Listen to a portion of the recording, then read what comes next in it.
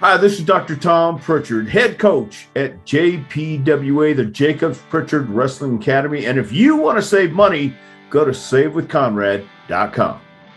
Well, I kept watching the podcast and I kept seeing the commercials. You can't help but see the commercials during the podcast. And I figured, Conrad, who else better? So we gave it a shot and found out we were right. We were looking to refinance our mortgage. Everybody has a lot of bills these days, and we thought we could probably do better with the percentage rate. Everybody was great to work with. It was a matter of just filling in the right numbers in the right place, and everybody told us how to do that and what we needed. Within the next 3 weeks, we were refinanced. We are saving now over $100 a month. So that's probably over a 25-year span. $25,000, which adds up. It was so simple, and they made me feel a lot less nervous and more comfortable when I'm talking to someone, because I don't always understand financial aspects of anything. But it was great working with the team, everyone from top to bottom, start to finish. If we had questions, no matter how complicated, everyone made sure to explain it to its fullest, to our satisfaction, to where we understood. My wife and I understood the process, understood where we needed to start and where we were going to end up.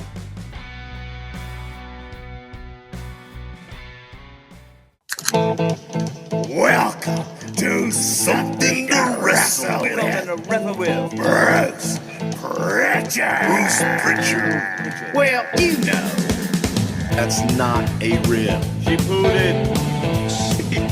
What a rib? No, yeah, but There's no box of gimmicks. Rumor and innuendo. I don't deal in rumor and innuendo. And was he there? I was there. I don't give a shit. I ain't scared. I ain't scared of shit. Fuck him. You, Bruce. I love you. double cheeseburger, double cheese, double mayo, double onion, motherfucker. Hey, it's Conrad Thompson, and you're listening to Something to Wrestle with Bruce Prichard. Bruce, what's going on, man? How are you? Word to your mama. Well, I don't know about that, but Why not? Why not? Your mama likes word. Well, I don't know that she likes a word from you. She does. Well, you stood up and sold some dirty limericks before, and I don't think she really enjoyed that much. I think she did. Okay. Well, we'll just have to agree to disagree. I But forget which one. Which one did I sing? the Postman. Oh yeah, that was a good one. Yeah.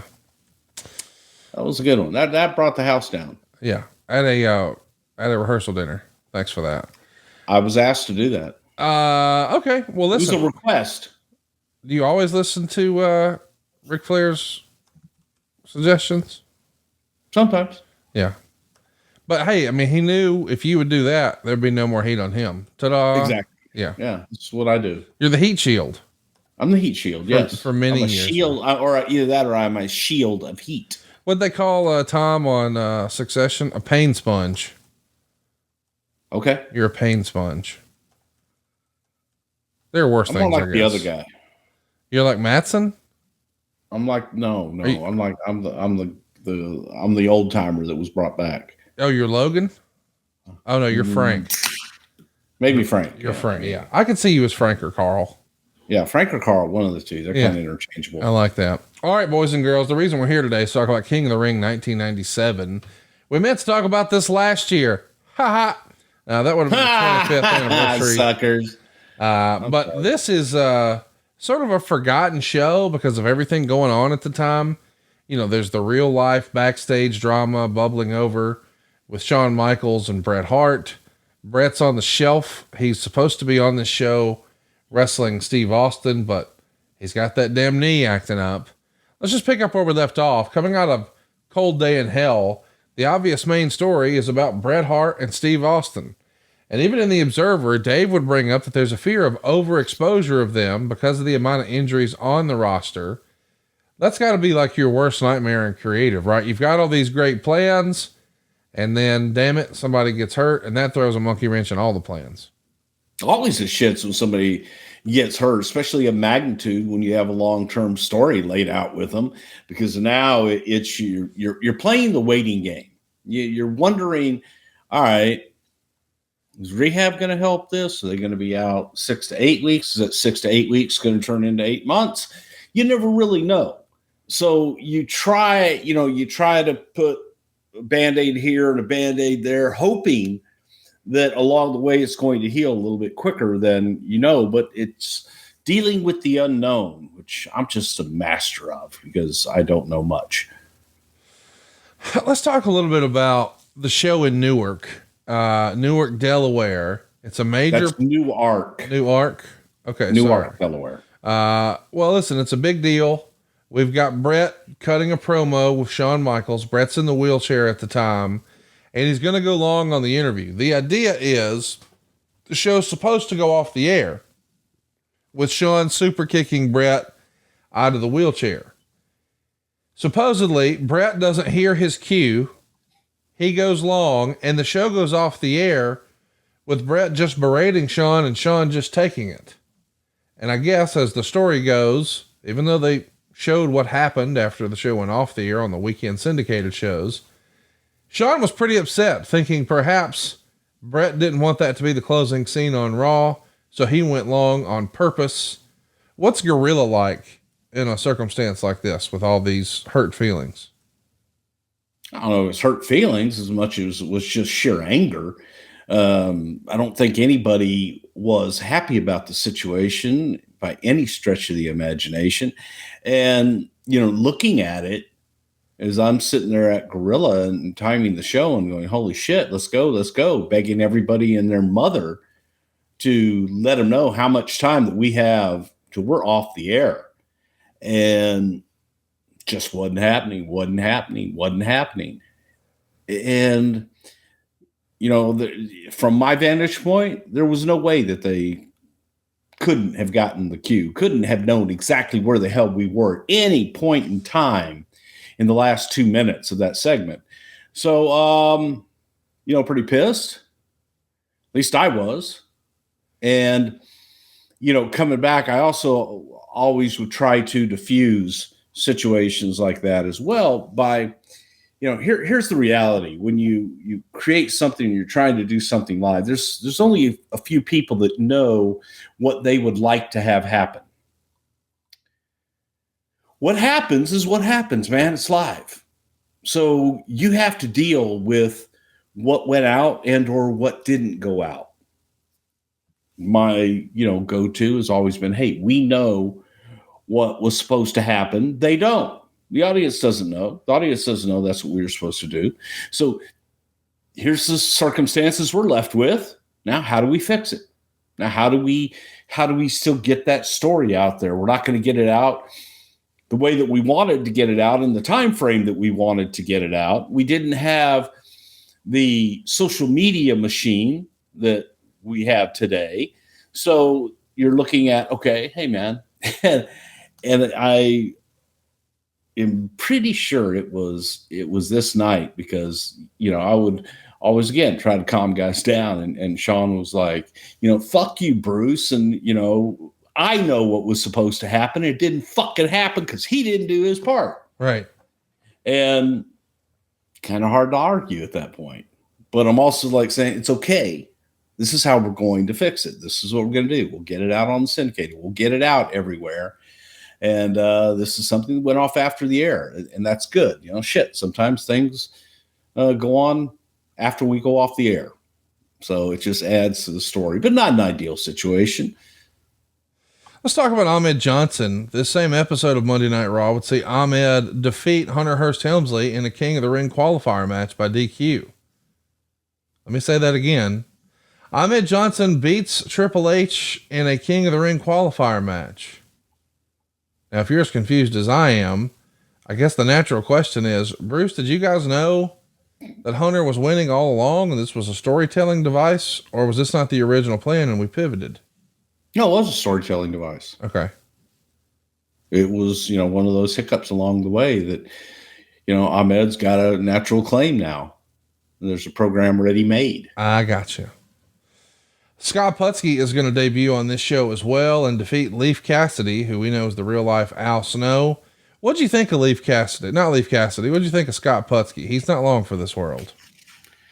I mean, goddamn, man, I go back to the early 70s with Ivan Putski. And I'll tell you a story about Ivan. Ivan was, for people in the Midwest, there was Igor. Igor was, God, I want to say his name is Dave Silva, but Igor wasn't that big. Maybe Martinez, I don't know. Nice guy. All right. But he was mainly in the Midwest, in Detroit, in Chicago, places like that. Wore the white coveralls with black trunks and tennis shoes and everything, and of Polish descent, even though he wasn't. And Ivan Putski came after Igor. I think Igor was probably the more popular of the two when you looked at magazines and overall, because I think Igor was first. And Putski came along, but I would dare say, because I've seen both, man, Ivan Putski in his heyday, you could not touch. I mean, Putski would have people eating out of the palm of his hand.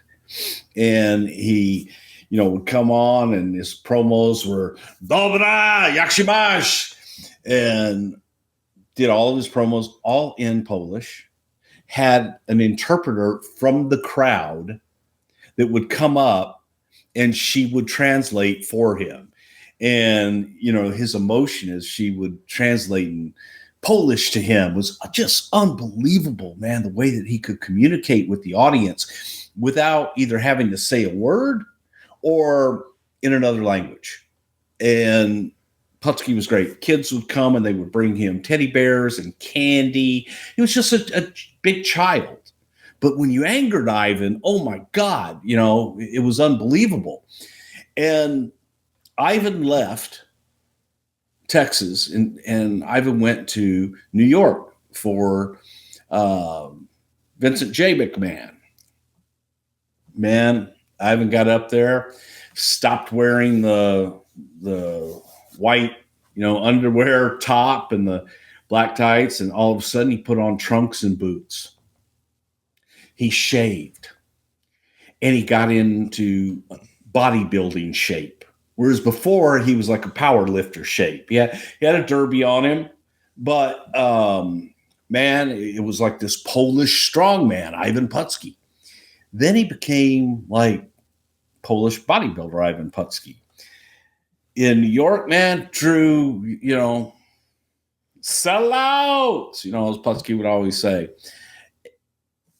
But when he came back to Texas, the audience was used to Ivan Putski, strongman Ivan Putski, that needed their help, that needed them to get him through a match, man, when he was in trouble. Their encouragement would give him the strength to overcome any and all evil.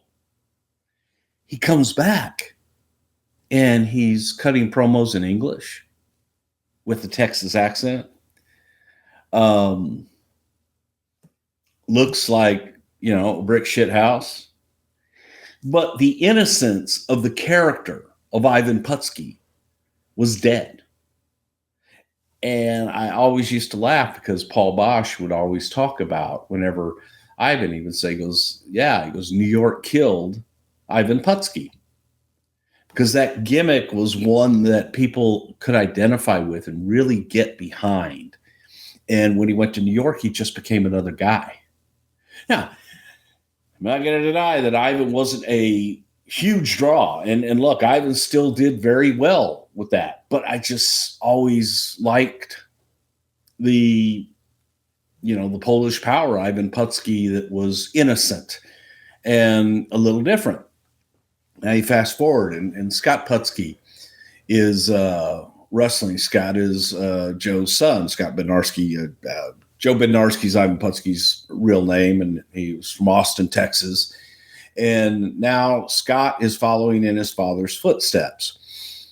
And I think that in some places where Ivan might have been difficult to deal with, I think some of that rubbed off on Scott, and the promoters immediately thought, if I've got to deal with Scott, I got to deal with Ivan, and I don't want to deal with Ivan.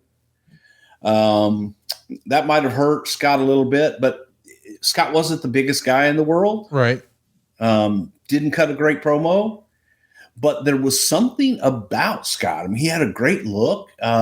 He wasn't a bad worker by any stretch of the imagination. But I think Scott, and I think everybody, and I will even go, I think that we did the same thing. I think everybody wanted him to be, Ivan Putski's son instead of Scott Putski. I think Scott would have had a better run being Scott Bednarski, frankly, than Scott Putski. Because he wouldn't have had the baggage and the comparison of his father. So, while he was a good hand, I don't know that he was ever going to be more than that. Just the personality wasn't there. And I think he was really lost in the shadow of his father at that point. Let's talk about Liv Cassidy. He's going to get a write-up in the Observer. Liv Cassidy gave notice, but that was more of an attempt to get the WWF to do something with him rather than a sign he's quitting. His contract is up at the end of July.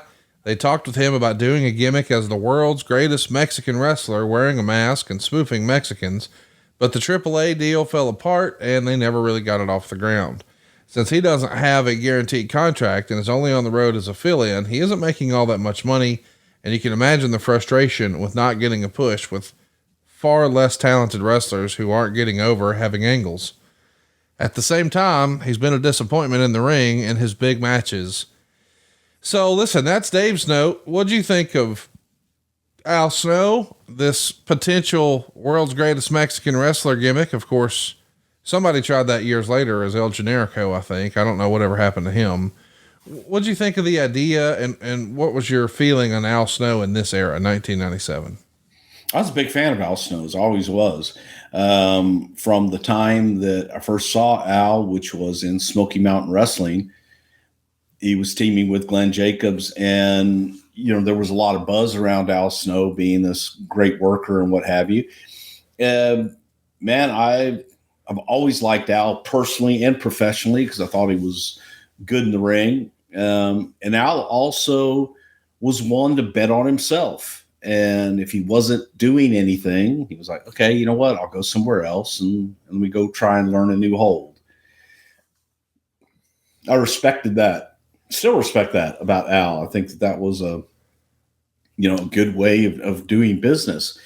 But, at this time he had been in as Avatar, and Al had that he had to contend with when he first came in, was the push from JR pushing Avatar to be the second coming in every single segment of every single match of, Avatar, that it killed him. It killed any hope of Al ever even getting an opportunity beyond where he was.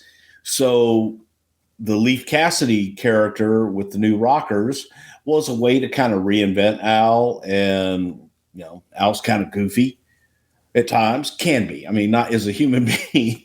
He can be, man. I have had a lot of fun with Al Snow. I used to love traveling with Al and Pat Kenny back in my TNA days. We had a blast.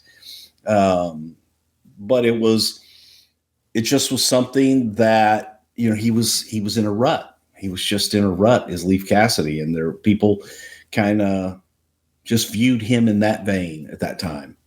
And the best thing for him was to go away and learn a new hold. He's going to, and he's going to come back with Head and get banned from Walmart. And that's a story for another time.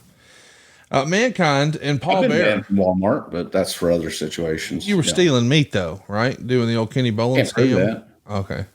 Can't prove that. Mankind and Paul Bearer, who has his face all wrapped up from being burned. He does an interview with Paul Bearer saying he was going to reveal something Undertaker doesn't want known unless Undertaker agrees to come back to him.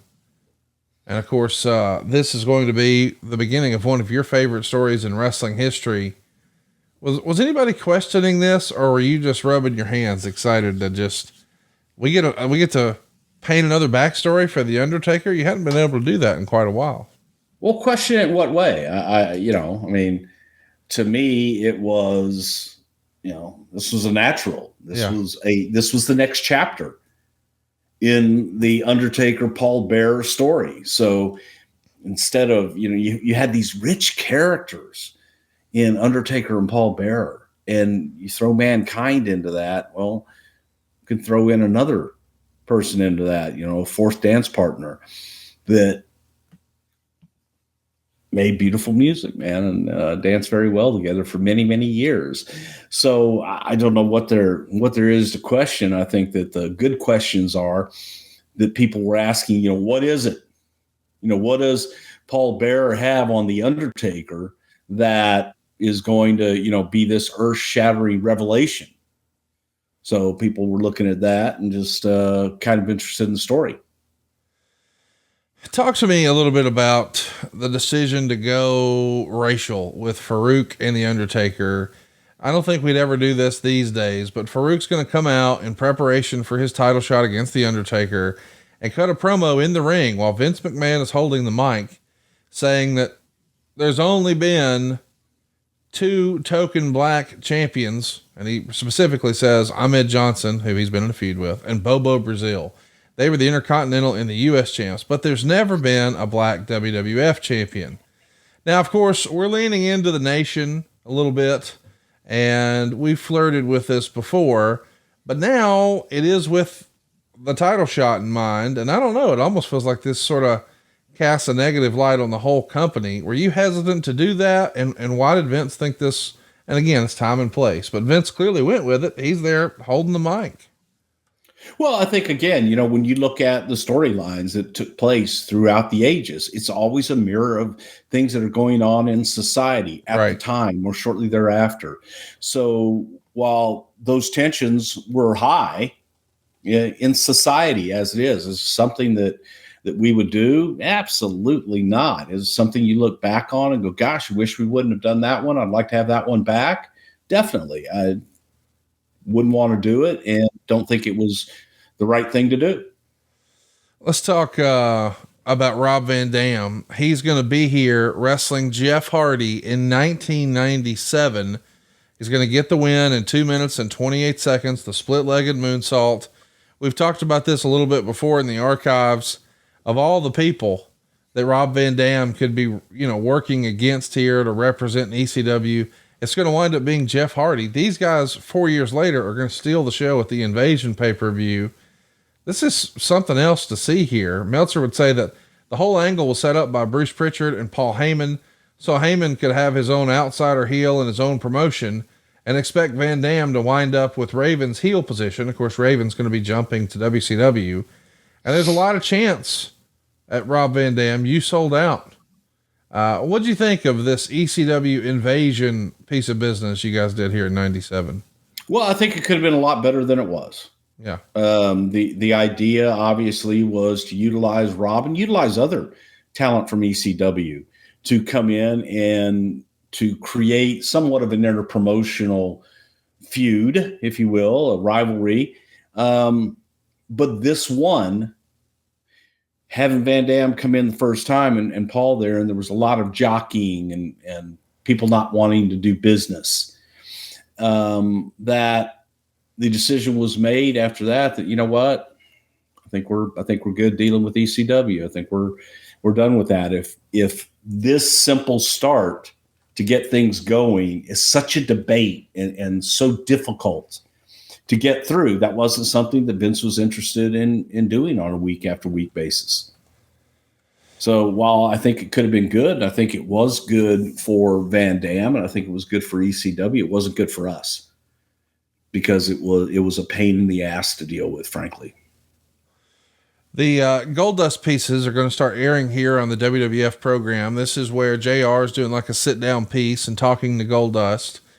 And, they're talking about Dusty so much that Meltzer feels like, maybe they're trying to do something with Dusty here. He's such a big part of this story, but Dusty still has a year left on his WCW deal.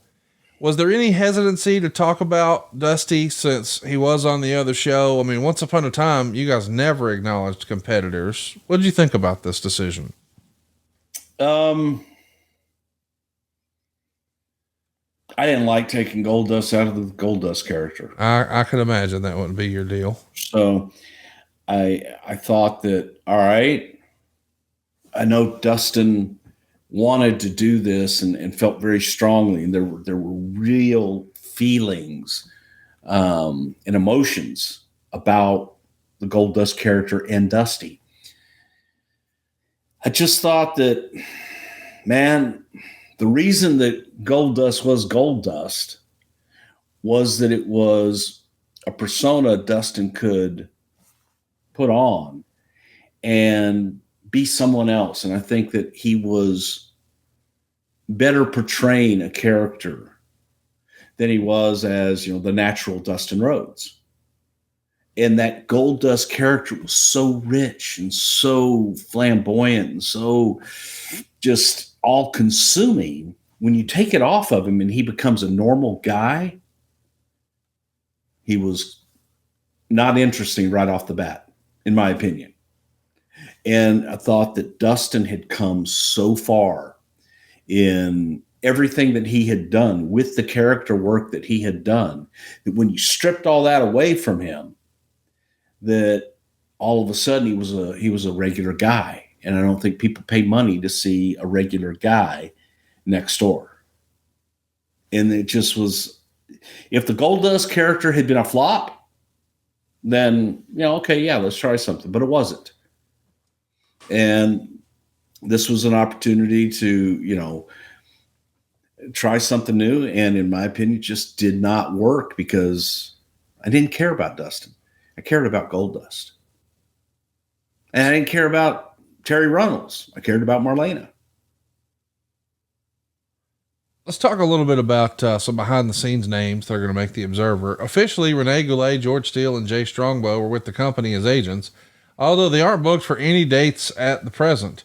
Ring announcer Lance Wright for sure, and I believe Bill Dunn and Barry Horowitz were let go. Is this just time to move on? It feels like we're making a lot of shifts here. Well, I think that in any business, a lot of times that there are changes that take place. And this was one of those times that changes take place. This is an entertainment business. And unless you're hot, somebody else knew. Pat Patterson used to have a saying.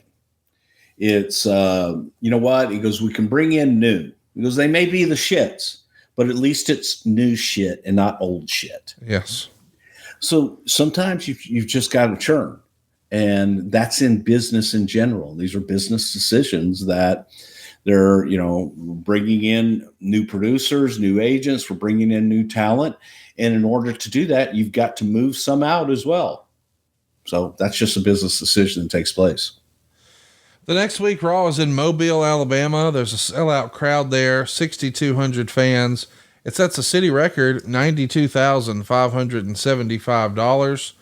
And Meltzer would say Raw has turned into a total copy of Nitro, with all the infeuding and 4 or less minute matches, the same open with the same style pyro, and even adding the new announcer at the beginning of the second hour. Raw for a long time was the innovator. Were you guys intentionally trying to borrow from what was working on the other show? No, I think that, the main thing that we were trying to do was create something new for Raw and to make it edgier, to make it a little bit different. The other thing was in the 2-hour format is to do 2 completely separate shows. Instead of having, one show over 2 hours be, in your ratings and so-and-so was rated this, you now have 2 shots at it.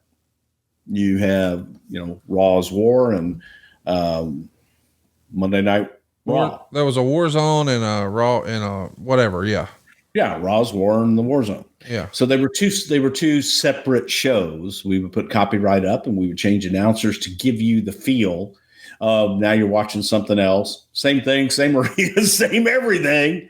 But it was 10 o'clock. So by God, now it's a new show. That was just a way to kind of make the ratings and take what we had and divvy it up and make it go a little bit further. When you have 2 shows in the top 10 versus 1, right, that's a little more attractive to advertisers. Hunter sneaks his way back into the tournament because Vader is unable to wrestle. He's still hurt from his match against Ken Shamrock at Cold Day in Hell. And the story is that Tim White incorrectly gave Hunter instructions in his match against Ahmed as to avoid a lawsuit. He was being put back in. So this is interesting. We're trying to find a storyline reason to put Hunter back in. I guess we're just trying to tell the story that, hey, he's the shady, sneaky heel, and he's sneaking back in the tournament, and we're supposed to hate him for that, no? Either that or Tim White was just a shitty referee, and we didn't want to deal with the legal repercussions Right. that could take place for the bad advice and the bad judgment of referee Tim White. Rest in peace. Bob Holly defeats Owen Hart in a non-title match in his hometown, but he ends up getting a beat down by the rest of the Hart Foundation. That's kind of fun. Of course, we're in Mobile, so of course we got to do something with Bob here. Do you think, I mean, we know that Bob, as Hardcore Holly, gets a little bit of a push. Do you think there was ever any upside for Sparky Plug? I think in the beginning there was hope. Absolutely. STP, Thurman Sparky Plug. My friends call me, or wait, yeah, hang on. Thurman Sparky Plug. My friends call me Sparky, whatever the fuck it was. STP for short. Yeah, it was, yeah, maybe it was, I don't know. Yeah, my name is Thurman Plug. My friends call me Sparky. That's STP for short. That's how it was. That's terrible. Did those all at the Snowball Derby in Mobile, right? Or Pensacola. Somewhere around there, we did the Snowball Derby, and Bob was racing in this Snowball Derby, and of course got in a fight. It was great, man. I thought, man, this guy, I fell in love. Bob Holly's one of those guys I fell in love with at first sight because he was just, man, bombastic Bob was the best description of Bob Holly ever had. Because that's what he was, man. He just said what he thought, and he'll fight you if you need to fight, but he was just a great guy, man. Still is a great guy. But Bob, in the very beginning, I remember Jim Cornette comparing Bob Holly to Bobby Eaton. And that was good enough for me because I thought, okay, give me Bob Holly. Yeah. And then, Bob came in and we did the race car thing because that was a passion of his. He loved racing cars. I think Bob loved fighting at the racetrack more than he did racing at the racetrack. But, that was a great character too. And it wasn't a character, man. That was him. That was just who he was. That's how he lived his life every day. So that was pretty cool. We should mention that this is the same episode where Mick Foley does his sit-down interview. He starts his sit-down interview with Jim Ross. Of course, it's going to be a series of interviews. And at the end, he's going to attack Mick, but somehow along the way, or Mick's going to attack JR, but somehow along the way, Mick becomes a babyface. I don't think anybody maybe could have predicted this would have become as big of a deal as it was, but this really helps sell and cement Mick Foley as a performer to Vince McMahon, does it not? Well, this was the introduction of Mick Foley. Yes. And nobody expected the way the audience would take him and the sympathy that Mick would get from the audience. It was magnificent, to say the least. So, you don't necessarily have a sympathetic character there in Jim Ross in the way that Jim was asking the questions. He was being that reporter that sits down and asking those uncomfortable questions. And when he would get a vague answer, would push a little bit harder. So, Jim was great in this interview because he was like, okay, man, I understand, but let me dig a little bit deeper. Let me get a little bit more. So what you're saying is, you ate the worms and you liked them. Yeah, nobody likes to have worm breath. You think girls want to kiss somebody with worm breath? It was masterfully done. And my hat's off to Jim and Mick because the two of them were magic, doing this and putting it all together. And it was real. It felt real. Just got a lot of sympathy on Mick after that. And it was the introduction of Mick. All that this audience had ever seen was Mankind.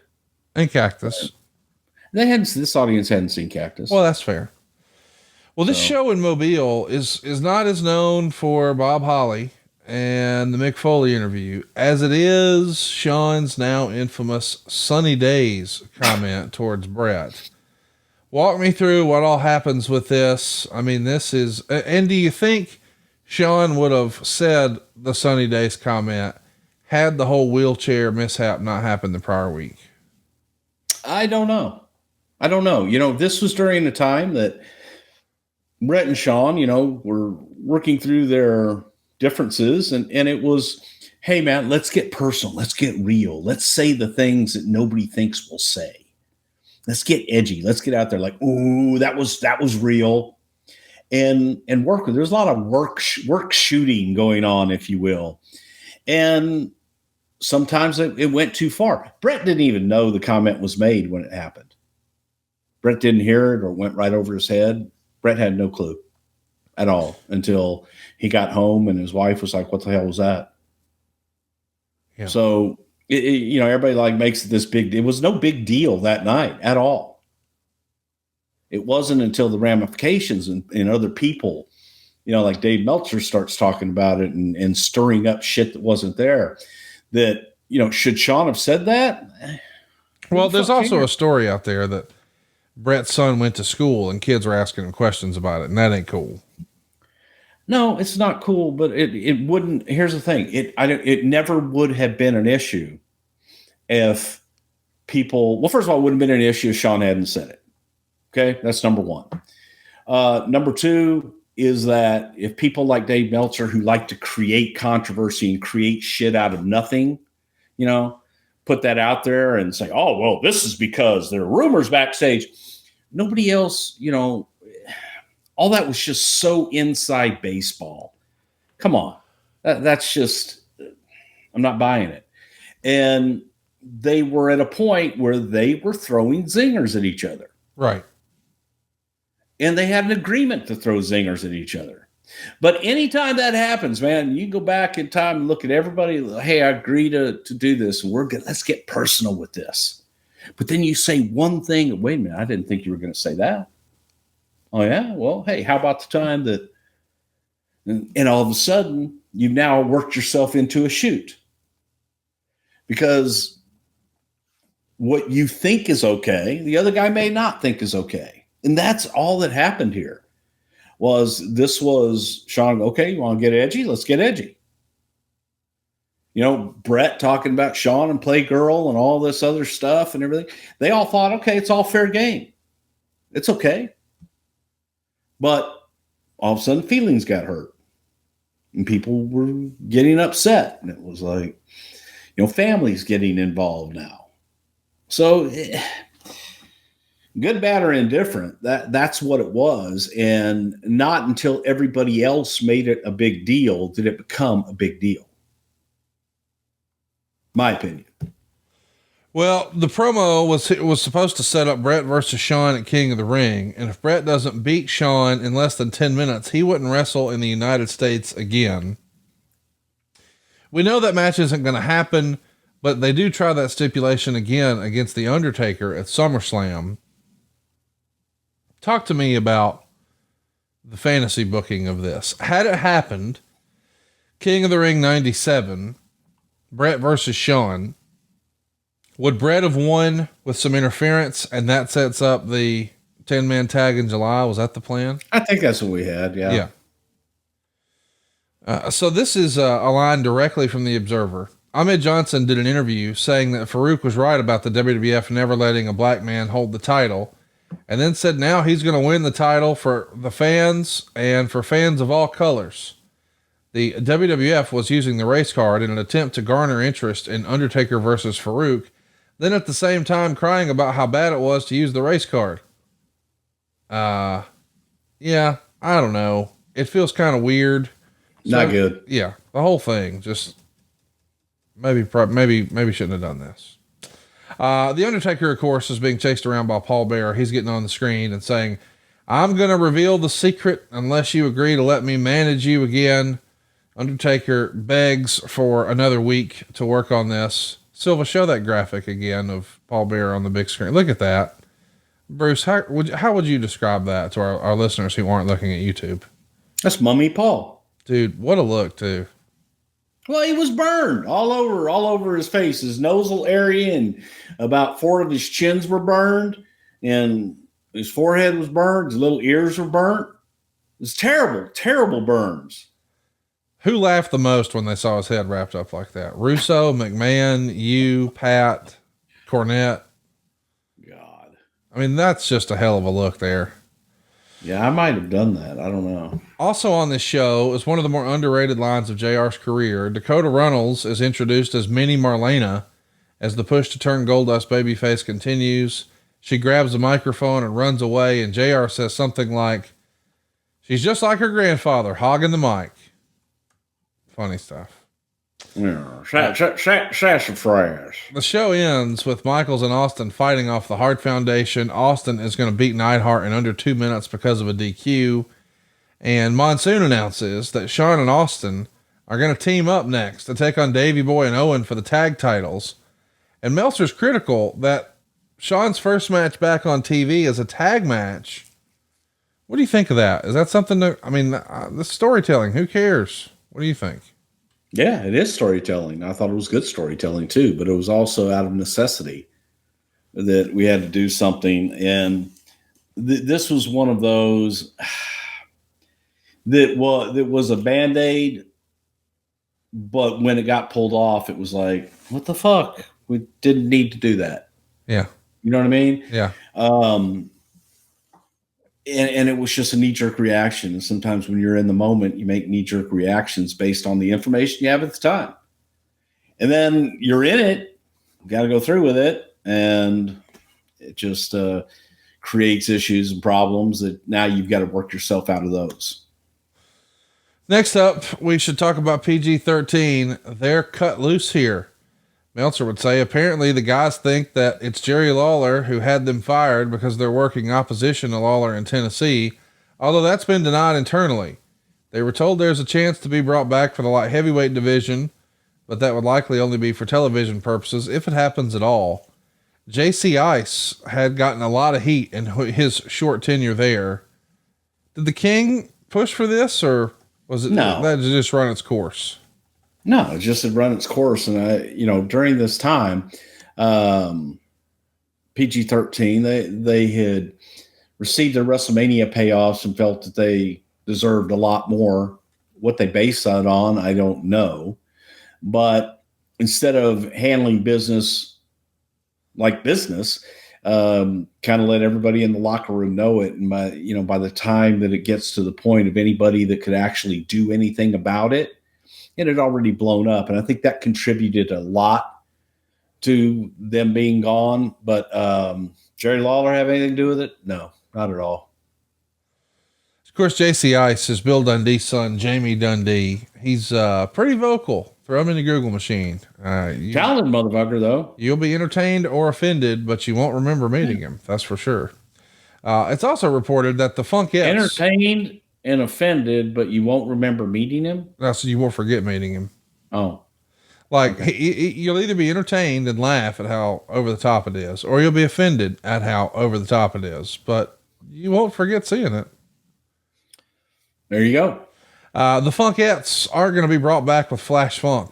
Was it just time to cut them loose? Is this a cost factor? Was it not adding anything? Didn't sell tickets? Yeah, look, it's a cost factor that they weren't adding a whole lot to the act at all. Right. And it was like just two people, didn't have names, that, weren't workers, were just dancers that went out and danced with him, and didn't make him any more and or less as Flash Funk.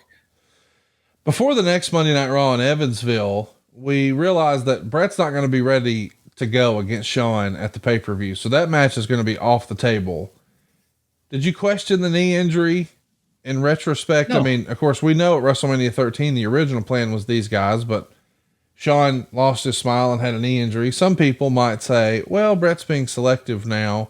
I never bought that. What'd you think? I don't think so. Yeah. First of all, I don't think that's in Bret's DNA.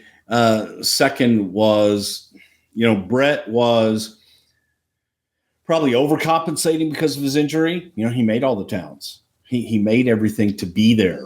And in and out of airplanes and the pressurization wasn't helping his knee recover.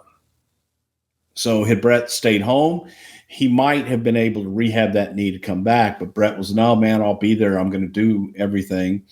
That's the doctor in me from my 50 years of injuries. But, I just think that Bret pushed it too hard and it wasn't healing the way that it should have been healing had he stayed in one place, rested, and rehabbed. We should talk about Evansville. You got another record set here at the gate, $90,148. It's a sellout, 6,765 tickets sold. Had you been amongst them, you would have seen Steve Austin and Shawn Michaels win the WWF tag team titles from Davey Boy and Owen. The crowd went bananas. And listen, those days shows were selling out. It was impossible to get tickets. These days, it's a whole heck of a lot easier with our friends at Game Time. Buying tickets for your favorite events shouldn't be stressful. Game Time is the fast and easy way to buy tickets for the sports, music, comedy, and theater near you. You can even get killer deals on last minute tickets and their best price guarantee. It means you can stop stressing over tickets and start getting hyped for the fun you'll have. Forget planning months in advance. Game Time has deals on tickets right up until the day of the event. Seriously, talk about last minute. This is as good as it gets. Not just for wrestling, but everything. Comedy, theater, baseball, basketball, football. What I like best though are two things. Number one, you get images of your seat before you buy. Sometimes we all take a look at a seat map and we wonder, hey, is that a good seat? Well, here with Game Time, you'll know exactly what to expect when you arrive. Can't beat that. Not only that, check this out. The Game Time guarantee means you'll always get the best price. If you find tickets in the same section and the same row for less money, Game Time will credit you 110% of the difference. How do you beat that? Download the Game Time app, create an account, and use the code WRESTLE. You'll get $20 off your first purchase. Terms apply. Again, create an account and redeem code WRESTLE for $20 off. Download Game Time today. Last minute tickets, lowest price guaranteed. So listen, Jerry Lawler is going to cut a promo on this episode of Monday Night Raw, and he is going to go try to offend as many people as he can. It is very, very edgy, but it is not PC today. He calls Dusty Rhodes Old Dust, says he's ashamed of his son, calls him a bad word. And he said he married Marlena, who's like a Target department because everyone shops there. And maybe he said something about a doorknob. Everybody gets a turn. I don't know, but he's going just real hard on the Goldust character, on Terry Runnels, on Dusty Rhodes. It's bad. It's offensive. It was a different time, but it's probably what you were looking for. You want to make sure that everybody cheers Goldust here, right? Yeah. Again, trying to get some empathy and some sympathy and be able to have the audience member feel for Dustin, not Goldust, because it wasn't Goldust, and trying to, make this character more human. Again, hey man, different time, different place, but that's,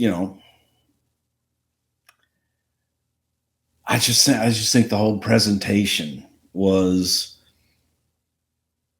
ill-timed. And they're doing this in Evansville too, Bruce. Like Evansville was an old Memphis territory. They, him and Jarrett ran this town every week in Evansville. So you're talking about a 20 some odd year run here as a monster babyface and one of the most over characters in the territory days here. And now he's out here trying to be the heel and getting you to boo Goldust. The fans aren't having it. Lawler gets a big pop. They're booing Goldust out of the building. When Lawler finally hits his patented pile driver, which ended everybody for years in this town, Goldust no-sells it, pops right up, and returns with a pile driver of his own, and the crowd boos. This might have been a good idea, but this is like an awful town to do it in. No, I don't think it would have worked anywhere. I really and truly don't.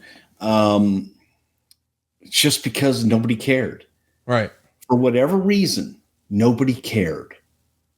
And Lawler at least Jerry Lawler had a connection with the audience, whether it was Evansville, Chicago, Los Angeles, or Waco, Texas. Wouldn't have mattered. They knew Lawler. They knew what to expect from Lawler. And I didn't, I just keep going back to it. Nobody gave a shit about Dustin Rhodes. Yeah. They gave a shit about Goldust. And we stripped him of that. We stripped him of everything that the audience had an emotional attachment to. And just made him, it's hard to talk about because I fucking love Dustin Rhodes. Right. And I thought that he was one of the most talented talents I've ever had the pleasure to work with. But when you take a flamboyant character like Goldust and you strip it all away and you make someone a boring husband, family man, I'm not watching TV and I'm not watching WWE to see a boring husband with a kid get out there and just be, golly gee whiz, I've got, my daddy was mean to me and we don't get along. And everybody had tough fucking, not everybody had great relationships with their mom and dad growing up. There were more people that were attached to Dusty Rhodes than Dustin Rhodes. That audience, this audience, don't give me this shit. Oh, everybody knows Dusty Rhodes. Everybody knows Dusty Rhodes. No, they didn't. WWE fans just watched WWE, didn't watch that other shit, didn't know. Okay. And they didn't care. Even if they knew, they didn't care. And I just thought everything interesting and everything emotional we took away from him. And it became so much about everything else. And you didn't have Dusty to come in and do anything with. Hell, if you could have done a program with Dusty, then yeehaw. But they would have cared about Dusty. There was equity in Dusty Rhodes. There was no equity in Dustin. There was equity in Goldust. And I just, you try so hard sometimes because, again, the human beings behind it. So bad did, I want to see Dustin Runnels succeed. And I thought he did as the character Goldust. And I think that Dustin was always looking for more. And I also think that there's a part of Dustin that really wanted to be more than just Goldust. And I applaud that. I think it could have been done differently is what I'm saying. This to me wasn't something that I could get behind Dustin Rhodes on. To me, it was boring and I didn't care. Because all it did was tell me everything you told me the last 2 years is all a lie. It's all bullshit. And okay, well, I like that guy. He was interesting. This guy is just kind of meh. So I'd go Lawler, talk to my neighbor next door and get the same story. So Lawler's going to be off to King of the Ring, and he's going to face the winner of Savio Vega versus Mankind. And Ahmed Johnson pins Vader in 3 minutes and 6 seconds with a spine buster. And Meltzer would say, it was if they were killing Vader off because they left him dead. Ken Shamrock did commentary. Vader scheduled for surgery on his nose sometime this week and will be out of action until late June. And they did part 2 of the Mankind story in this era. And this is where we reveal that he was at ringside during the Don Morocco Jimmy Snuka match at Madison Square Garden, where he jumped off the top rope. They even show him training under Mr. DiNucci and with a young Shane Douglas. And it's pretty wild to think that we're seeing all of this, including some clips of the 1995 King of the Deathmatch tournament from the Kawasaki Baseball Stadium. Let me ask you a question. Go back to that picture in the garden. You really believe that's Mick Foley? You don't believe that's Mick Foley? I don't. I don't think it is. And you think Foley's just been bullshitting all these years? No, he was there. I know he was there. But you don't think that's him? That's not him, no. Okay. Maybe it is. Mick would be the one to ask, but I don't think it is. Well, his dad said he saw him on TV. Okay, great. But who knows? These vignettes do a lot, not only to make him a babyface in the eyes of the fans, but we've heard over the years that it's these sit down interviews that really get Vince to consider him as more than just a good opponent last year for the Undertaker, right? It brought his personality out, and brought the storytelling aspects of Mick out. Now, in the very beginning, when he was in a basement with George the Rat, you saw those same storytelling qualities. Man, Mick Foley is a master storyteller, one of the best of all time. And, one of the things that got Mick hired here was the ECW vignettes where he's in the little tiny merry-go-round and chanting ECW, I'm extreme, I'm hardcore. That personality that came out of this guy that for years people, saw as Cactus Jack, or it just was, man, Mick Foley is a very talented guy. And I don't think that he had the opportunity, especially with Paul as his manager. He didn't have that opportunity to tell the stories the way that he would later on. So they're building up, this according to Meltzer, they're building up Undertaker's decision the entire night. And finally, Paul Bearer, with his natural light brown hair color, was about to reveal the secret. Undertaker came out and told people to forgive him. He hinted as if he's going to kill, as in murder, Paul right there. He starts choking him, but then he stops, says he couldn't kill him, bows to him. Bearer is now going to manage him. And Meltzer says the secret is something to the effect that there were 3 graves, one for his mom, one for his dad, and one for him. Apparently Papa Shango did some voodoo to rise Undertaker from the dead, which will be part of the story to explain the return of Shango, who is said to have signed a 4-year contract and will get a mega push. Shango has been working as the manager of a strip club in Las Vegas for several years. Brian Lee was also considered for the role as a wrestler, not to manage a strip club in Vegas. Of course, we know Papa Shango was nowhere near this. This was Kane. Was anything ever discussed about this angle in Papa Shango? God, the only thing that would have ever even been discussed is early on looking for opponents for Undertaker, which is how came up with the Kane story. Yeah. Shango's name was probably bannered about, but the feeling was that was kind of been there, done that. Yeah, and he becomes a member of the Nation and Kama Mustafa, and here we go. Actually, he came back as Kama, the Ultimate Fighting Machine first. Yeah, that was a few years prior to this. Yeah, that didn't do much. The Austin 316 shirt, like the Sting shirt in WCW, is going through the roof, according to the Observer. WWF is selling more Austin shirts than any wrestler in the history of the promotion, and that includes Hogan and Warrior in their primes. It sparked merchandise sales to new records. Right now, less people are attending pro wrestling than during their peak periods, but those who attend, between the higher ticket prices and merchandise, are spending more money than ever before. WWF, WCW, and ECW are all doing Japan-like merchandise numbers. In the glory days of the WWF, $2 per person would be considered decent merchandise sales, and $4 per person would be considered an incredible night. Crockett, when his group was hot, and they were nowhere even close to those figures. Over the past week plus, WWF did better than $10 a head at MSG, and in Auburn Hills, they were nearly $8 a head, which is along the same lines of what WCW has been doing.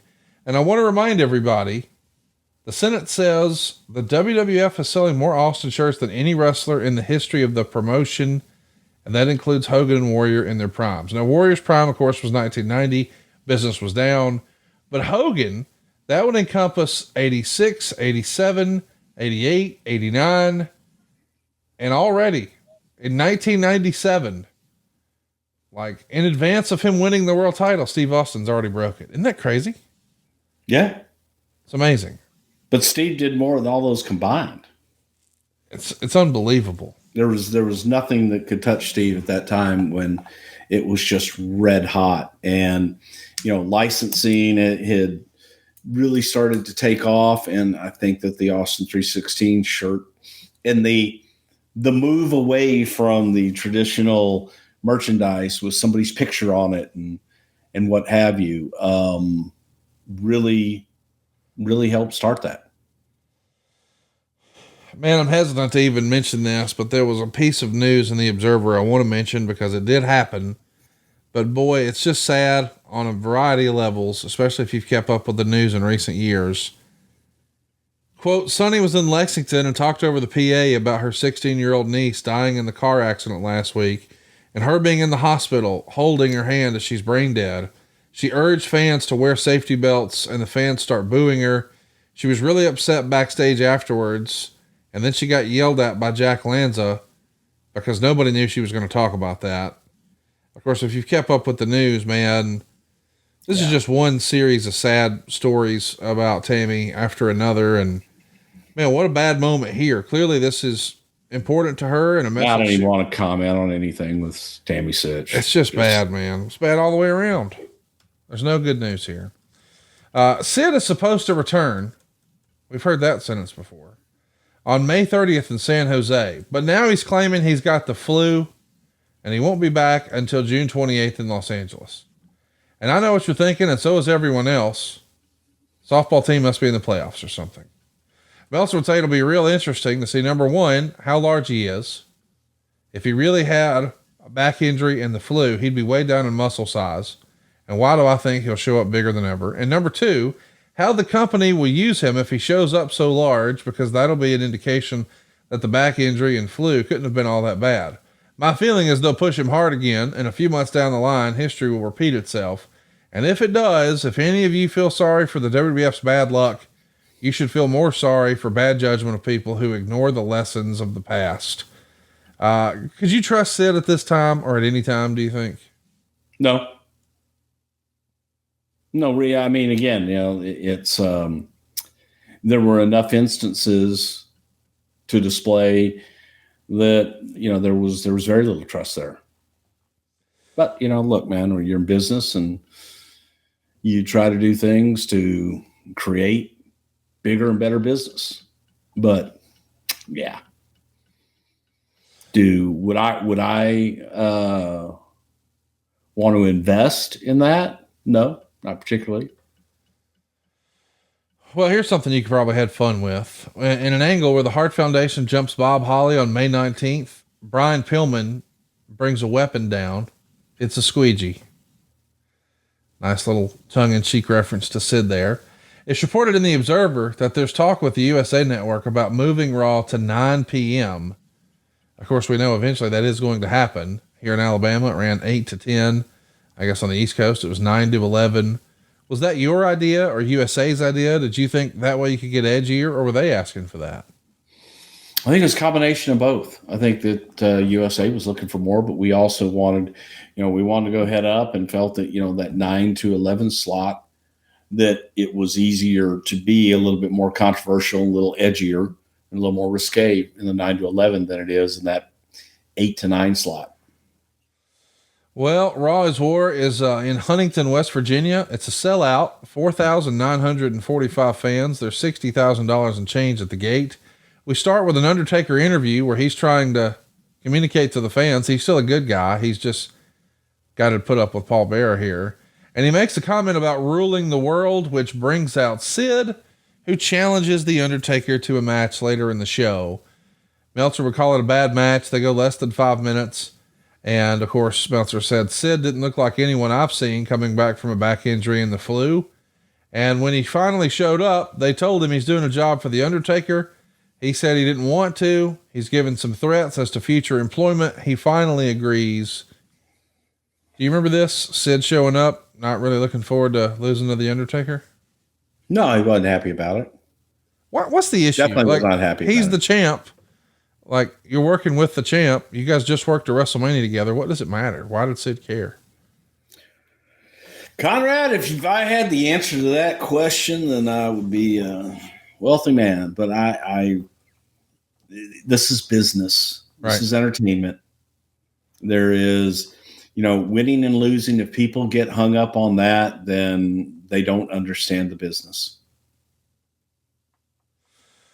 That's it. So also on this card, we're going to tape Shotgun Saturday night. Owen and Bulldog would beat Bob Holly and Jesse James when Bret would hit Jesse James with a crutch. And the crowd is getting out of control, throwing trash at the Hart Foundation. And the ring announcer comes over the PA and says, we're going to have to stop the show if the fans don't stop throwing things. That works in reverse. They start throwing more shit. And after 10 minutes of holding up the show, McMahon comes out and does a plea personally, and then they restart the shotgun taping. On the one hand, we got heat. On the other hand, this is dangerous for fans at ringside. Where do you draw the line? Is it throwing trash? That's it? I don't like throwing anything. Right. I think that's lowbrow, low class, and should never be done. You're throwing it at someone, you come up short, you hit a kid. Yes. It's just, that's very selfish, very immature, and very déclassé, lowbrow thing to do in any sporting event. I think it's horrible. Do you remember events before or after this having to go plead with a crowd to stop throwing shit? I don't remember that. It just makes me think of the old times in the Sam Houston Coliseum and being a ring announcer, and whenever people would start throwing things and you would make the announcement during the match.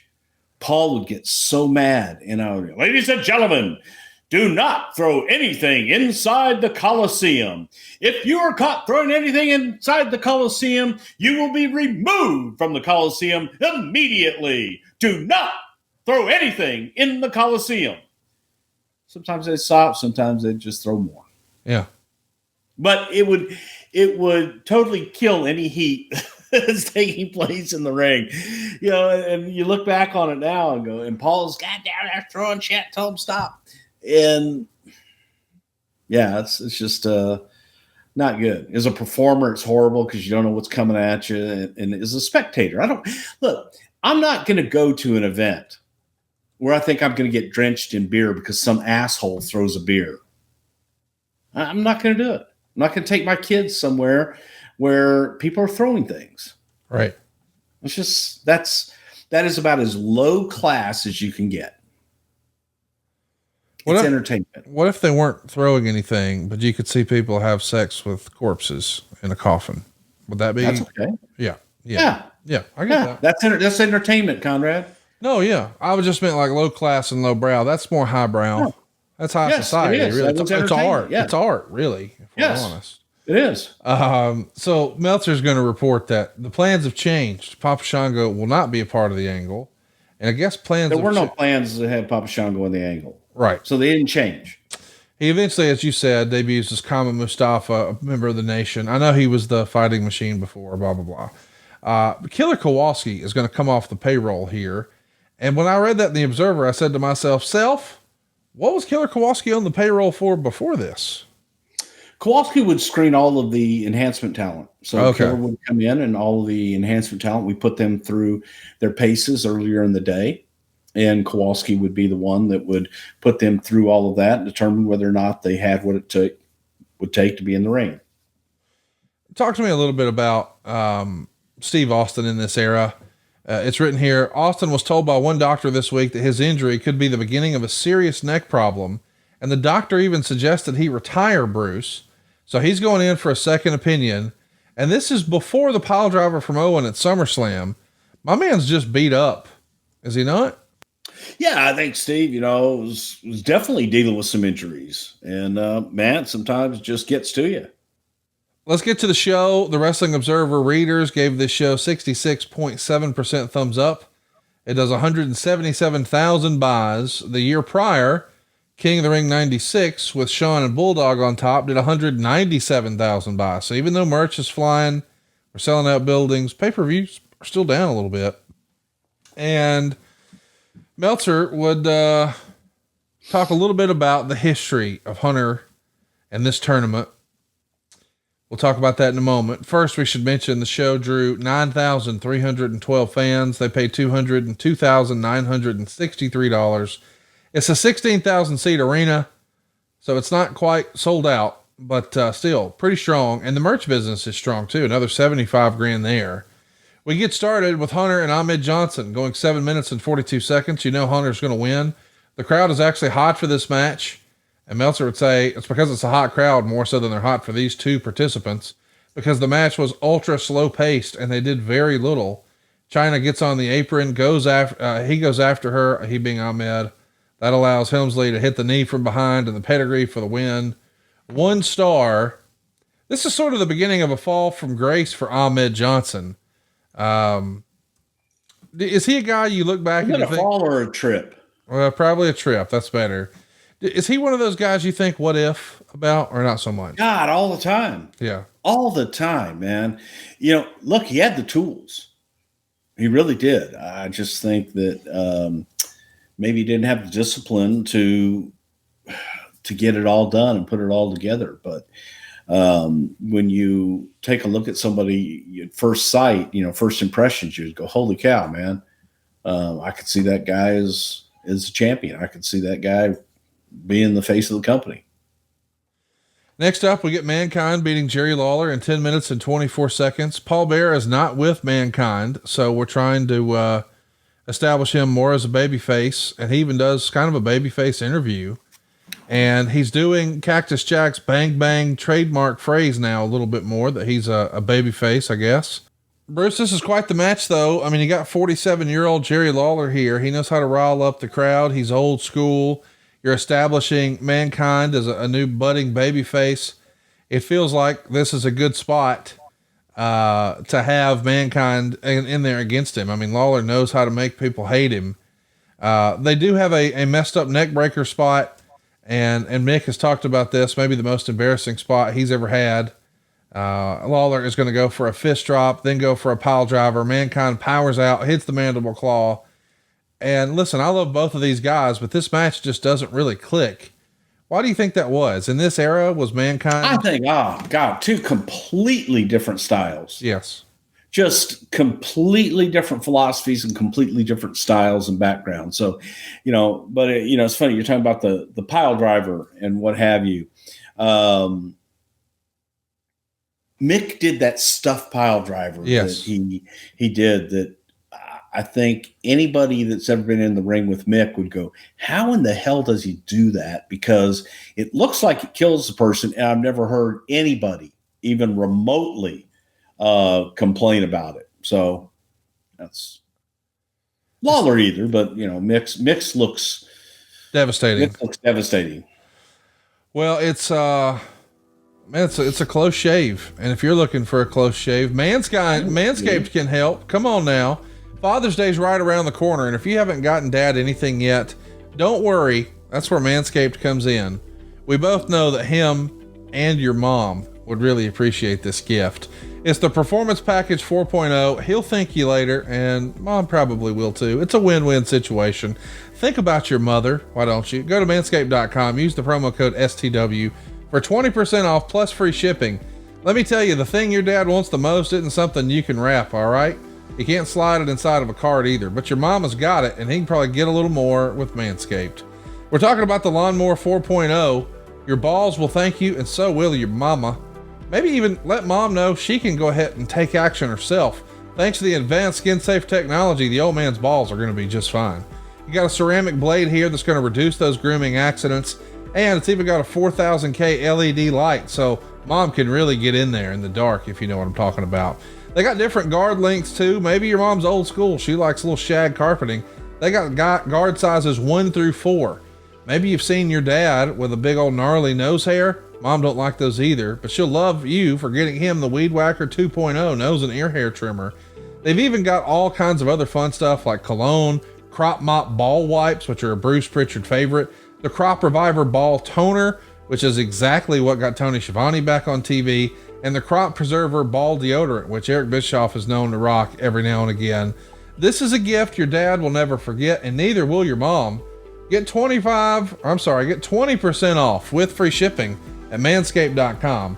Just use our code STW. You'll get 20% off and free shipping when you go to manscaped.com. Just be sure to use our code STW. Don't forget, you came from that man's balls. So this year, show your original home some love with Manscaped. You think Kane would volunteer to help you clean up a little bit? I was just thinking of the set of balls we have to create Dave Silva. They're large, they're meaty. Really? Probably. Let's find out. Let's get Mr. Silva, Papa Silva, a hookup here at manscaped.com. I'll use the promo code STW. We'll save us 20% and get free shipping. And Dave can show him how to do it. Yeah, on the show next week. We want to see smooth balls. Book it. Brian Pillman does an interview where Steve Austin sneaks up from behind him, beats him up, puts his head in a toilet bowl, and of course, Meltzer can't help himself. However, it appeared the water level was so low that Pillman's head wasn't actually in the water. He also noted once that the Undertaker wasn't actually dead. Goldust is going to pick. God damn, he's what a fucking, that's a real journalist right there. Hey, the head didn't touch the water. Goldust pins Crush 9 minutes and 56 seconds. Meltzer would say this is the match that killed the crowd. Yeah. D'Lo Brown and Clarence Mason are going to go after Marlena. Goldust is going to punch D'Lo, but he's jumped by Crush. That leads to the finish. Goldust hits a DDT for the pin. It gets a dud rating. Man, listen, I think we both probably wish Crush would have had a different run here, but it feels like we can't get any momentum for that guy going, right? Shaka bra. It's just nothing happening. Next, bless his heart is right. Owen is going to team with Davey Boy and Jim Neidhart. They're going to make a 6-man, or I guess you like to call them a trios these days. They'll take on. No, I've never called it that. I don't understand what the fuck that means. It's 6 men. Trios is 3. That's like, it's fucking confusing, and I don't get it. So if this is a 6-man tag, why don't we call the other tags 4-man tags? Hey, we should. Yeah. Because we do an 8-man tag. Sometimes, yeah, exactly. Thank you. Can we petition SmackDown to start referring on the show? No. Like, could Michael Cole start saying 4-man tag? Okay. No. Got it. So you're just going to stick with trios? I know that's a word you love. I hate it. Yeah. I think makes no sense to me. So does Jeff Jarrett, by the way. So it's Owen, Davey. Oh yeah, he's X Division. You know what? It should be the X Division trios. Try and explain that one. Well, maybe what we need since y'all are passing out belts like candy these days, why don't we get the Brass Knuckles title back? I know where you can get a good one. Right? Oh, See? I don't have it anymore. Well, it was once upon a time. It's in the downstairs one. Okay. So listen, this group of the Hart Foundation going to take on Psycho Sid and Legion of Doom. They go 13-37. It gets a star in 3/4. The big power bomb on Davey Boy. But Owen Hart comes off the top rope with a sunset flip for the pin. We're trying to work towards the July show, I guess. We know we're going to have a 10-man tag. We'll do it with a 6-man tag. 10-man tag, see? Yeah. Not Cinco's. I think Cinco's, whatever the fuck. Yeah. Cinco's. Oh, that'd be great. A Cinco's match. Yeah. Fuck, I love that. You just created something cool. Hola, Tomás. ¿Quién es la muchacha? Está María. I don't know what you just said. Sí, está muy bonita. Psycho Sid team. Ever learned 7th grade. Psycho Sid teaming up with Legion of Doom. Man, once upon a time in the 80s, this would have been badass. I don't know that it was as badass in 1997. I would have loved to have seen Sid out there with some silly paint and shoulder pads. What'd you think of them as a 6-man? I thought it was oil and water. And you know, not sure that the Legion of Doom was too enamored to team with Sid. Yeah, I get that. Next up, a really long match. Hunter Hearst Helmsley is going to beat Mankind in 19 minutes and 26 seconds. He's going to win the King of the Ring tournament. Meltzer would say that there's no heat at all for the first half of the match, despite that the work was solid.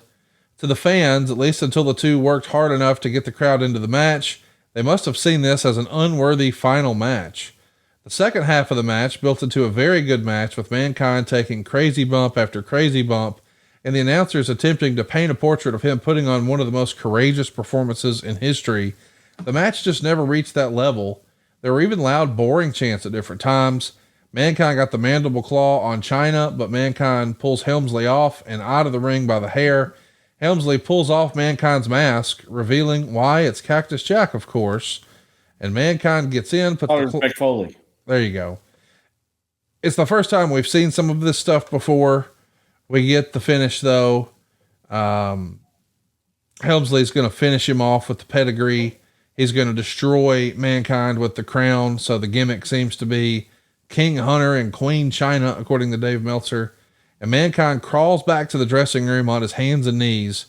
Quite a performance by Mankind here. But finally, it's not too little too late, but it is a year later.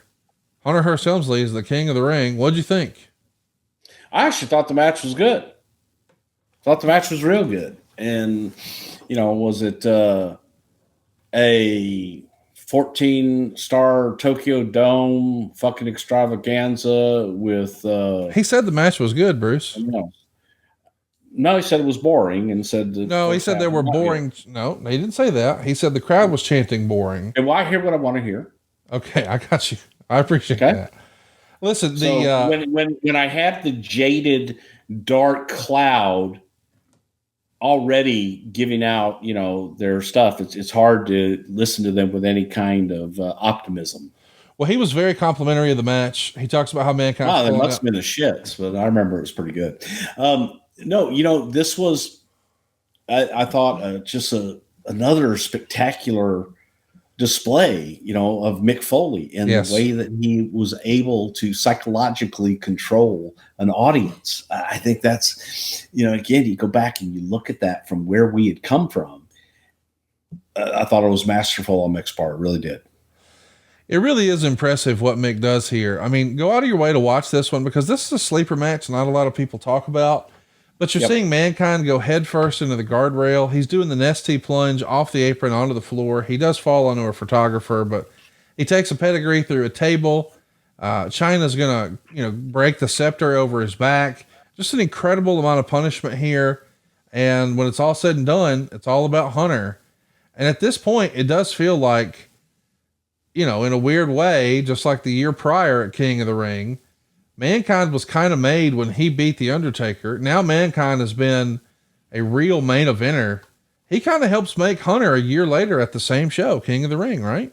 Absolutely. But also their entire program. I think that, Mick and Hunter had this incredible chemistry that really brought both of them to prominence and was able to get Mick's, other ego, alter egos out. So you got to see Dude Love, you got to see a dude with Steve, but you got to see Cactus Jack, and you got to see the different side of Mankind. That was pretty cool. Before Austin versus Michaels, the entire Hart Foundation comes down to ringside, and Bret does an interview talking about the July pay-per-view in Calgary. He's challenging any 5 wrestlers to face them in a 10-man tag. Meltzer would say at that point it was supposed to be Sid and Michaels and Austin and the Legion of Doom. Pillman and Bret are going to act as if they're going to do commentary, but they're instead chased away by the agents. So that's how we set up Canadian Stampede. That's available in the archives at somethingtowrestle.com. Now let's talk about maybe not our main event, but certainly the most anticipated match on the card. Shawn Michaels and Steve Austin. They're the tag team champions, but they're facing each other here tonight. They go to a double DQ, but they get plenty of time. 22 minutes and 29 seconds. Shawn Michaels is on another level in this era. It's a fantastic match, even with a kind of a non-finish. It gets 4 stars, but there's a couple things to talk about. Shawn gets frustrated because there's so many photographers at ringside. And eventually there's a fan who's a super fan who gets upset about what's going on. Shawn takes a break from the action, takes care of the fan, and then gets back to wrestling. And I got to tell you, for a guy who, in this era, especially 1997, when people are saying that Shawn's on his worst behavior and he's this and he's that, the kindness he showed that fan in this match really stands out to me. Shawn ain't all bad. No. Yeah. And an unbelievable performer. Yes. My goodness. Go out of your way to see this one. Listen, it's easy for us to sort of poke holes in the bad stuff and make fun of the bad stuff, but this is not it at all. It goes back to when Steve first came into the company as the ringmaster. We booked Shawn versus Steve cold all just the whole loop all over the place. And, Steve was the $1 Million champion. Shawn was WWE champion. And they would have these incredible matches every single night and every single TV, every time that we would get together. Shawn would just sing the praises of Steve Austin, go, I want to work a program with this guy. We got to do something with this guy. And it was that, and being able to finally have that match on a pay-per-view where you could see it, where more people could see it other than just if you were fortunate enough to have it in your local venue, that, I thought it was great. I just thought it was a nice example of two great workers working great together. Couldn't beat either one of them and needed to keep them together, but it was a great stopgap, and I think it was a match that satisfied those that were looking for something else, that they went, holy shit, I didn't know I needed this in my life. You know what I mean? And they got it, and it was great. There's a fun finish to it, too. I know the fans are going to boo and start chanting bullshit at the finish, but the story is Austin is going to get frustrated with the ref. Stone Cold stun him. Here comes another ref. Shawn gets frustrated with that one. Super kicks him. Here comes the third ref, Earl Hebner. He disqualifies both guys for attacking the other two referees. Nice little way to tell the story. Of course, we know the original story was supposed to be Bret versus Shawn, and Bret gets the win. We set up the 10-man tag. That doesn't happen. Instead, we get Undertaker taking on Farouk for the world title. This is going to go on last. The NOD has a big presence here when they first start the gimmick, but it does feel like it's lost a lot of steam. Meltzer would say maybe it's because of the overexposure, and maybe some are saying Farouk isn't being taken seriously as a main event heel. It's a good match, but it's not a great match. And eventually we see Paul Bearer come out and get involved, and Savio Vega and Crusher here. Paul Bearer is going to tell him, the Undertaker, to chokeslam Farouk. He acted as if he doesn't want to, but he does it. And Bearer tells him to do it again. He winds up doing it 4 times before Ahmed Johnson comes out. And now these two guys, Undertaker and Ahmed, get nose to nose. Undertaker goes to chokeslam Ahmed, but Ahmed ducks out of the way, hits the Pearl River plunge on Undertaker, and walks out. 2.25 stars. It's kind of a weird deal where, Ahmed used to be the biggest rival of Farouk, but now I guess they have a common cause. They're trying to beat the Undertaker for the WWF title. Just kind of, as a fan, I wasn't digging it at the time, man. And I have to admit, even though I knew the real life Ron Simmons had been the WCW world champion, I just didn't think Farouk was a viable threat to the Undertaker to be champ here. Could you have seen it? I just think it was rushed. Yeah. We did not have time to tell the story. We didn't have time to make people care. And it was just rushed, and everything was kind of put together based on what we thought we were going to have. And then all of a sudden we don't have that. And it's dominoes. They start to fall. So there wasn't enough time to really let it percolate and be able to tell the story that we were looking to tell. And I don't know if, even if we had that time, that it would have made all that much difference. But yeah, it just was kind of, as Pat Patterson would say, yeah. There's a lot of that on this card. I mean, what it could have been and what it wound up being. But still, Meltzer would say King of the Ring would have to be described as a show that ended up being far better than it looked on paper.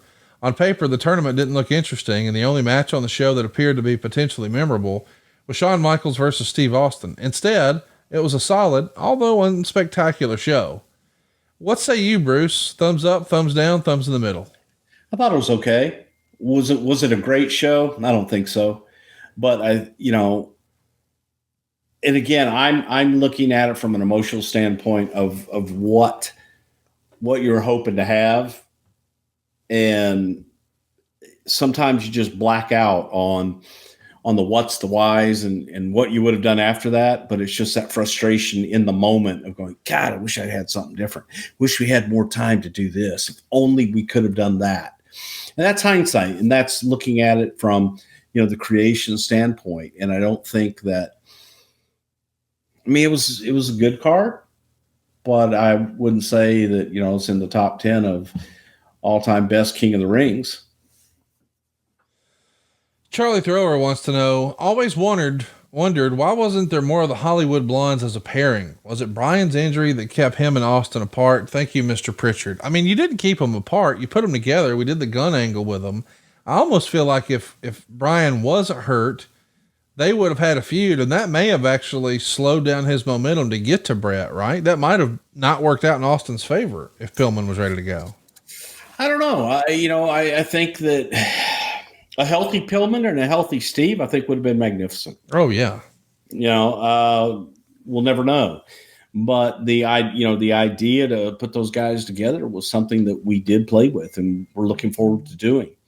But it never just never panned out because of Brian's injuries. It just feels like to me, if you're going to start that feud, and I know that you did it because you knew he had to take time off and all that, but let's pretend that you really start that angle and we do the gun stuff, I think in October of 96, you might have had Austin versus Pillman at Survivor Series instead of Austin versus Bret. I'm glad we got Austin Bret. I mean, that helped make Austin for sure.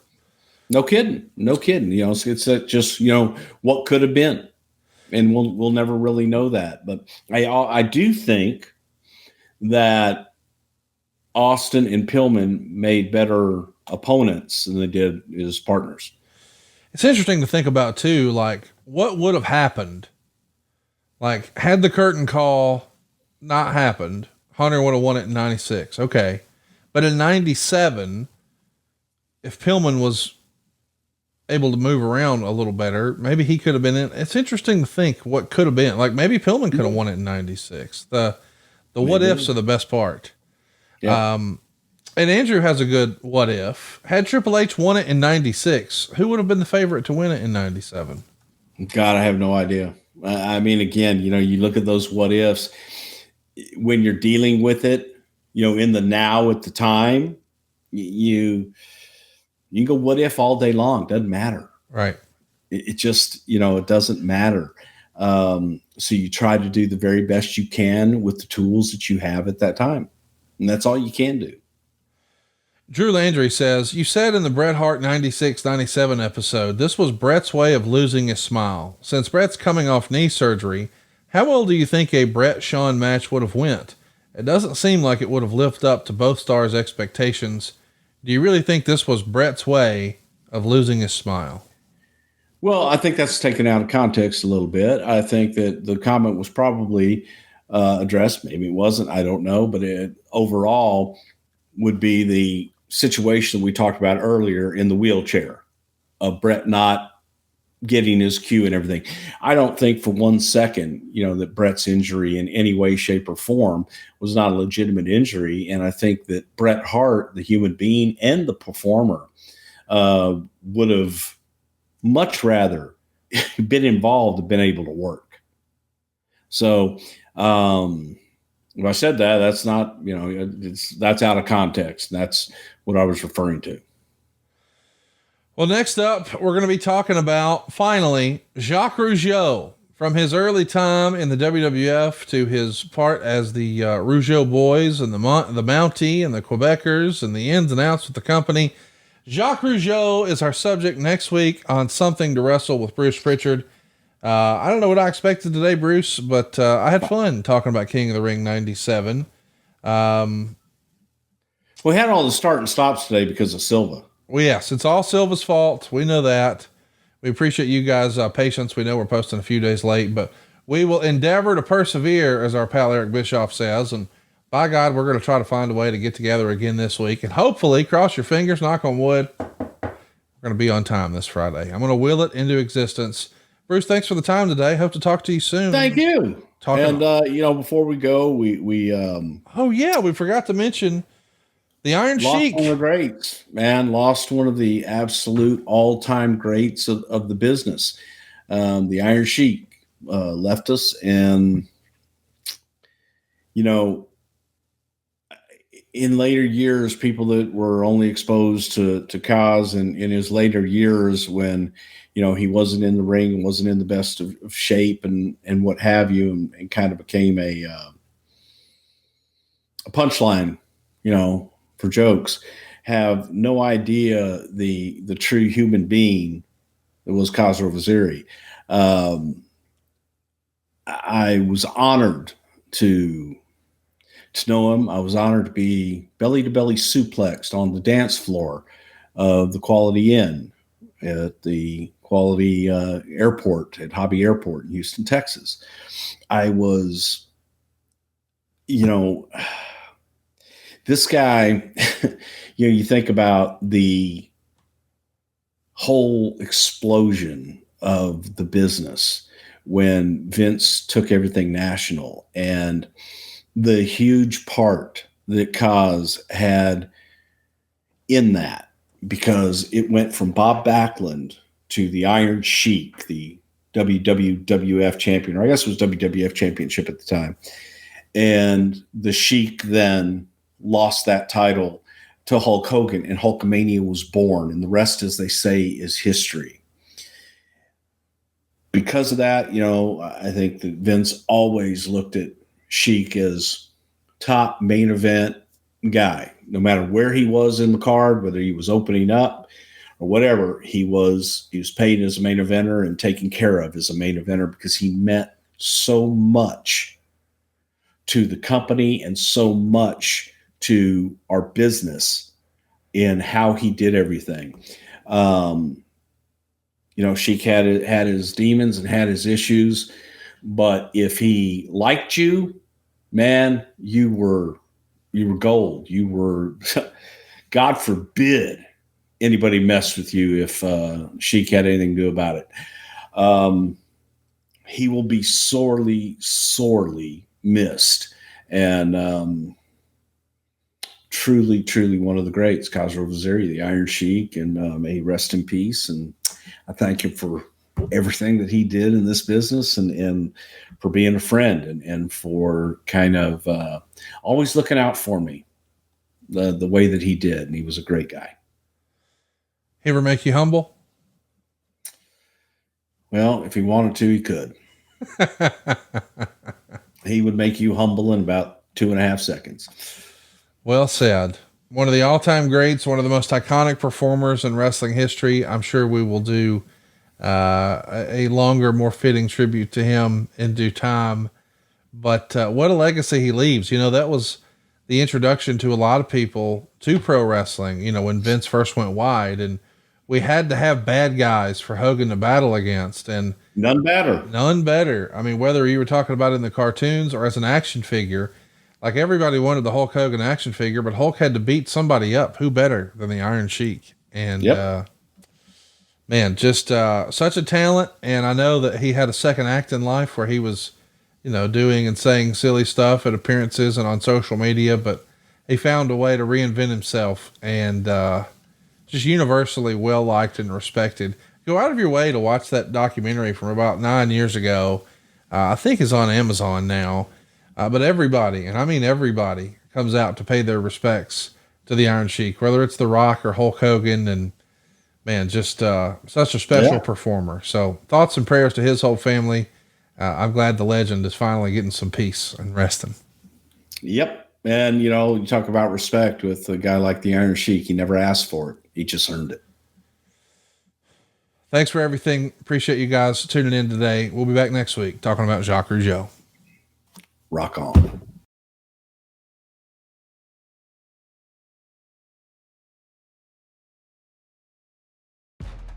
Fite Plus is the ultimate digital platform for live sports and entertainment, and they're now offering a free 7-day trial at tryfite.com. Fite Plus is packed with a premium live event schedule, over 1,000 hours of live action every year, and a library of more than 4,000 hours on demand, plus exclusive content you can't get anywhere else. Fite is a great partner of ours.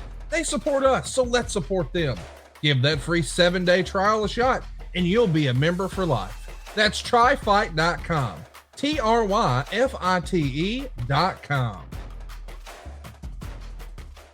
Hey guys, Double J, Jeff Jarrett. Need to call a timeout real quick here. I wanted to tell your listeners what I've been telling my world listeners for a while now. It's about all the incredible things happening over on adfreeshows.com. Through strength, support, and faith, one half of TNA's America's Most Wanted, Chris Harris, has persevered, and wrestling is still a big part of his life. And on a brand new series, The False Finish, Chris Harris tells us the story of his amazing journey in his own words. I was thinking to myself then when that came about, it's hard going through what I went through and not think, would that have happened had I not had a sober head? I mean, I have God looking out for me. Would something like that have happened in any other circumstances? Because Scott D'Amore, I kept in touch with him. He knew about it all. So, and he was so proud of me for doing it. So maybe that had a little piece of it that maybe that's why the opportunity was there. But just a lot of really great things have happened in the past couple years. And I'm just so thankful and I'm grateful for being in the place I am now.